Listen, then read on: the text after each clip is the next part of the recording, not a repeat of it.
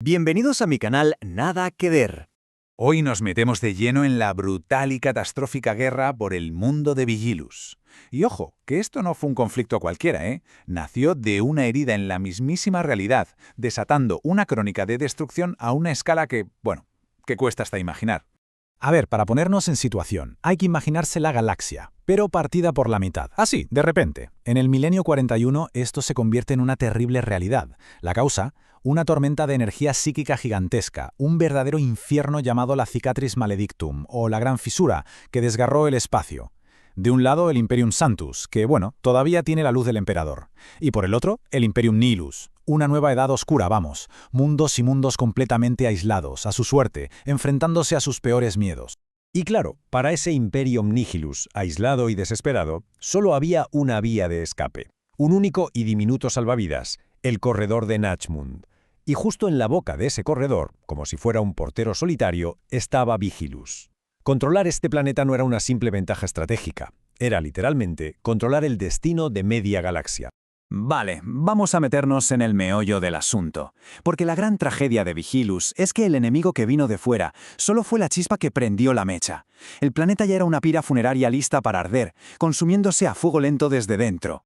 Es que Vigilus era una auténtica bomba de relojería. Su gobierno, ¿qué gobierno? Unos corruptos incompetentes ciegos a lo que se les venía encima. Mientras ellos se llenaban los bolsillos, las hordas de orcos campaban a sus anchas. Pero es que eso no es lo peor. No. Lo peor era un culto xenos, los Genestealers, que se había colado hasta la cocina, pudriendo la sociedad desde dentro.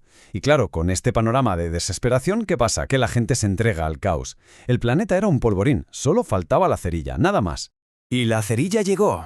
Ante la noticia de que la flota del caos se acercaba, el legendario Marneus Calgar, el mismísimo señor de los ultramarines, moviliza a toda la armada imperial para lo que se suponía que iba a ser una confrontación decisiva en el espacio. Calgar, como el estratega que es, preparó una defensa de manual, una doble línea de naves lista para desatar un infierno de fuego y acero. Pero la flota de Abaddon, con el infame espíritu vengativo a la cabeza, no reaccionó, no maniobró. No hizo nada, simplemente avanzó, en línea recta, de una forma casi insultante, porque Abaddon no había venido a jugar a las batallitas navales. El plan de Abaddon no era una batalla, era una carnicería quirúrgica, una emboscada de una crueldad que desafía la lógica. De repente, sin previo aviso, una luz cegadora rascó la realidad, no en el espacio, sino en el mismísimo puente de mando de la nave insignia de Calgar. Como se ve aquí, todo empezó con ese portal. De esa herida en la realidad empezaron a salir horrores indescriptibles, convirtiendo el centro de mando en un matadero en segundos. Y el golpe de gracia fue devastador. Un gran demonio apareció de la nada y empaló al mismísimo Marneus Calgar, dejándolo al borde de la muerte. Con su líder caído y portales demoníacos abriéndose por toda la flota, el comando imperial fue, básicamente, decapitado en un solo instante. La batalla se había perdido. Se había perdido antes siquiera de disparar un solo cañón. La flota imperial estaba rota, invadida por demonios. La única orden posible fue una retirada caótica y desesperada de vuelta a Vigilus, dejando el cielo, dejándolo completamente abierto para los invasores del caos. Con las defensas orbitales hechas trizas, el infierno se desató en la superficie. El poder del caos y todos los enemigos que ya estaban dentro de Vigilus estallaron a la vez. Una guerra total, absoluta, una guerra imposible de ganar que iba a consumir cada rincón del planeta. Si miramos, por ejemplo, la colmena de Mortalis, aquello se convirtió en una pesadilla de guerra de trincheras. Un infierno de barro, sangre y muerte, donde los defensores aguantaban oleada tras oleada de orcos. Ya no había estrategia, solo un ciclo brutal, matar o morir, un desgaste constante de almas y de munición.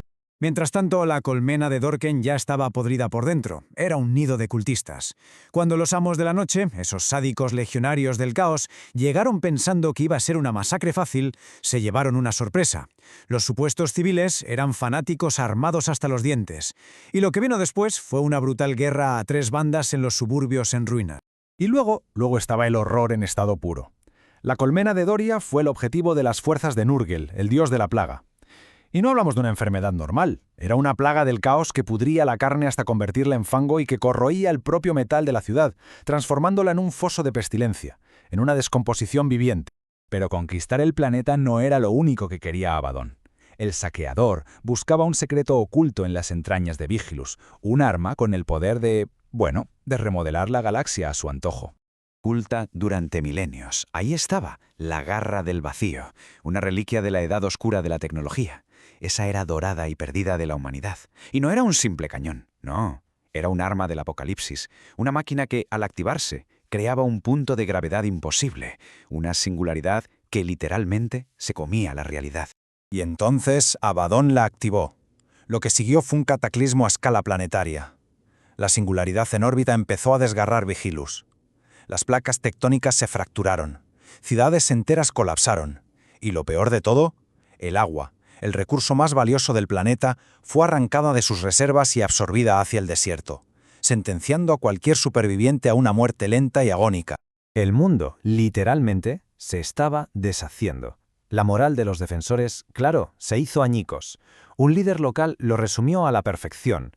Esta es una guerra que no se puede ganar. Todo está perdido. Porque, a ver, ¿de qué sirve luchar por el cadáver de un mundo? La desesperación era total. Con el planeta muriéndose bajo sus pies y una defensa convencional totalmente imposible, al mando imperial solo le quedaba una última y suicida carta que jugar: enfrentar a sus enemigos entre sí. El plan era una genialidad demente. Usar a sus propias tropas como cebo. Condujeron a las legiones más sedientas de sangre del caos hacia los desiertos, poniéndolos directos en la trayectoria del WAG de velocidad de los orcos. El choque fue apocalíptico. Hay que imaginar un tsunami de chatarra oxidada y furia orca estrellándose contra las líneas disciplinadas pero fanáticas de los marines espaciales del caos. Pero a Abaddon todo esto le daba exactamente igual. Esa batalla campal era solo humo, una distracción. En cuanto vio el camino libre, enfiló el espíritu vengativo hacia su objetivo real, un silo que contenía Blackstone, un mineral rarísimo que es como la kriptonita para el caos. Y sin pensárselo dos veces, dio la orden. Los torpedos ciclónicos no solo volatilizaron el Blackstone, es que arrasaron con todo en kilómetros a la redonda. Imperiales, orcos, hasta sus propias tropas. Le dio igual.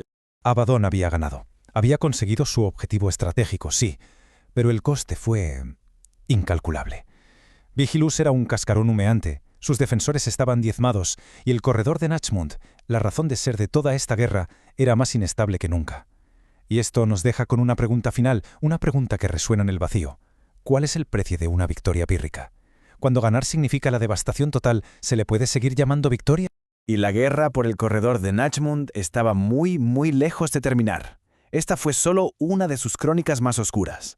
Si hay interés en explorar más historias de caos y destrucción como esta, no hay más que suscribirse al canal, dejar un me gusta, compartir y comentar.